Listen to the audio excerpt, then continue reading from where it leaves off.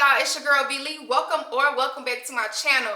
It's been a long time, but we ain't gonna talk about that right now. This video is about tips on how to remove the E restriction from your commercial driver's license. Yeah, V Lee. If you do not reside in Georgia, you need to do your own research. Take everything I say with a grain of salt. If you are like me, then most likely you got your CDL through a mega carrier, and I'm talking about like the Swifts, the CRST, KLLM, stuff like that.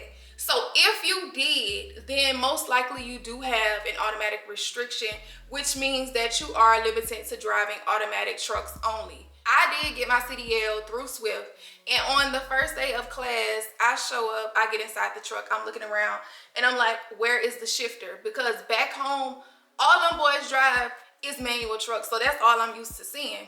And so the instructor was like, well, we only have automatic trucks. Later on that day when I got back to my hotel room, I immediately called my dad, my brother, my cousins. I'm like, they don't have a shifter in the truck. Like, what am I gonna do? And they all told me, well, you probably gonna have that restriction on your license. But this is why it's important to do your research before you commit to a company. I had already signed the contract that stated that I was going to work for them for a year. So even if I had left school on that day, it still wouldn't have mattered because I would have ended up on them the money for school anyway, so why not stay? On test day, I did test in the automatic because, of course, that's all they had, and that's what put the restriction on my license. So this is what I want y'all to do. When you are researching these places, ask them, do they have manual training? A lot of them will tell you that they offer manual training, and then when you get there, all they got is automatic. So make sure y'all doing the proper research.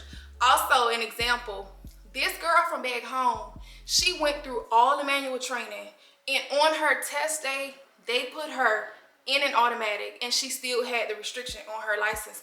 What type of sense did that make? Do not let them people throw you in a automatic truck if you trained on a manual. Don't let them folks bamboozle you. Refuse. The next thing that I want to address is the misinformation that I got when I went to DDS.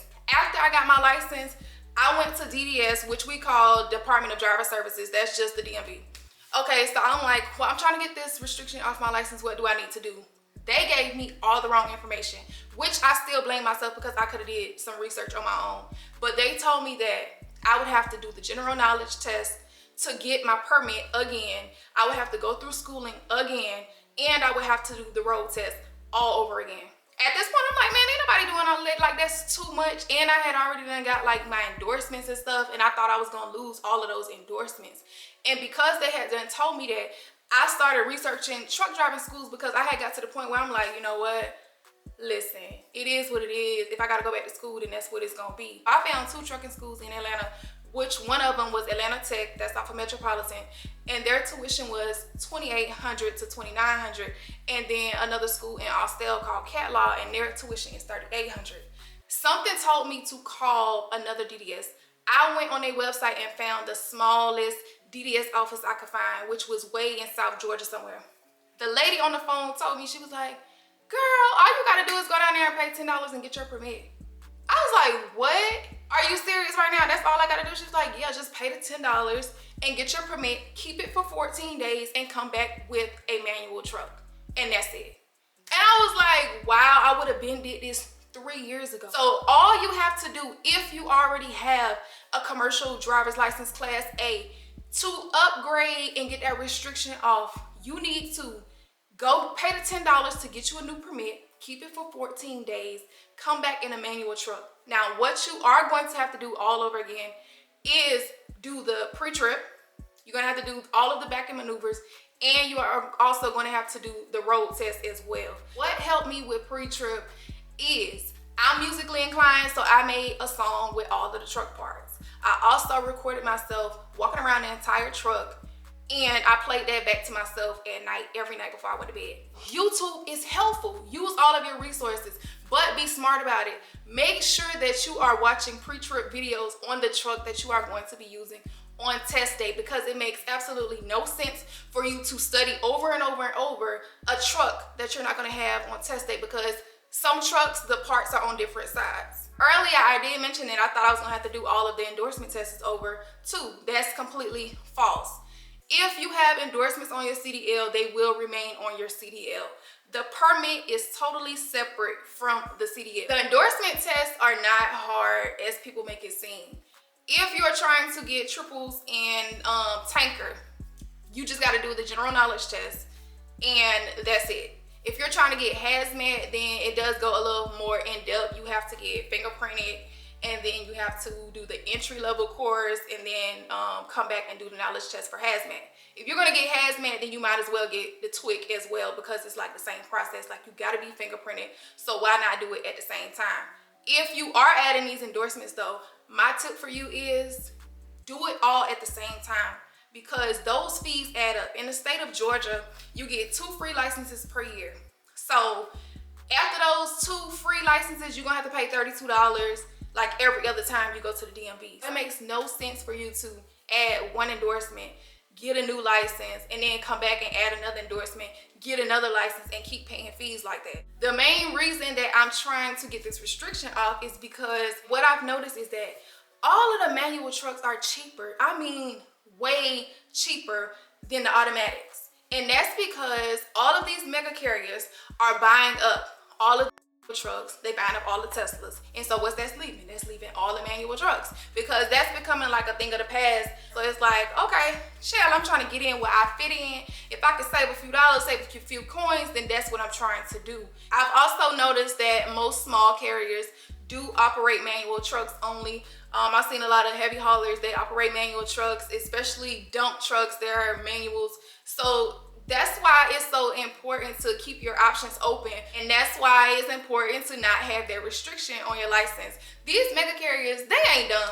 They have a plan, y'all. If they restrict you to automatic only, then guess what? You're gonna stay with mega carriers. You're gonna go from one mega carrier to another mega carrier. They ain't dumb, y'all. Don't let them play y'all. Y'all play the game. Now let's get to the nitty gritty, because I know some of y'all like, girl, didn't I see you driving in manual trucks before on social media? Yes, that would be correct. And like I said before, I grew up around trucks. And them boys in the country, that's all they drive is manual trucks. So that's what I'm accustomed to. So I kind of got comfortable with doing things like that.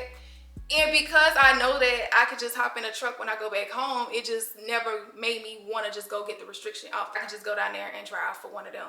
But it's not good to get in the habit of doing things the improper way. We all need to do things the right way. So don't be like me, y'all. Be better than me. If you can get it done right the first time, then just go ahead and knock it all out, because what I'm going through right now is I'm having to unlearn habits that I picked up. Basically, after you get your CDL, you're probably not gonna do stuff how you did it when you were in school. Like, I don't know anybody that still does it verbatim how they did it in school.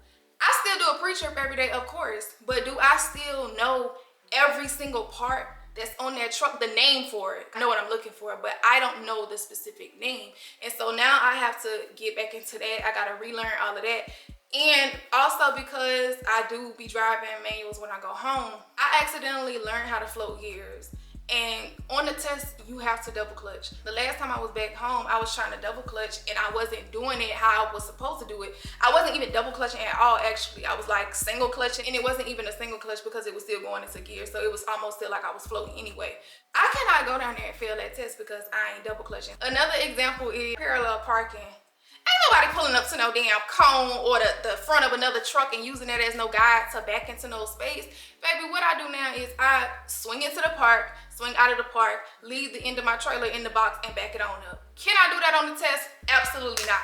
They'll fail me right then and there. Be like, ma'am, no, that's not how you do it. When you're driving these manuals and you don't have the proper license for it, you ain't doing that but putting yourself at risk. Like, who wants to live like that? Who wants to live in fear of getting pulled over? Because when they pull you over, it's gonna affect your license. You're gonna get put out of service. And like, why do you want to go through all of that hassle when you could just do it the right way? And if you are trying to get your CDL, then don't get the restriction in the first place. Last tip, if you are trying to get your permit for your CDL, then I would suggest you download CDL Prep app, do those tests over and over and over. They got a free Google test. But I believe that's all the information that I had to give y'all.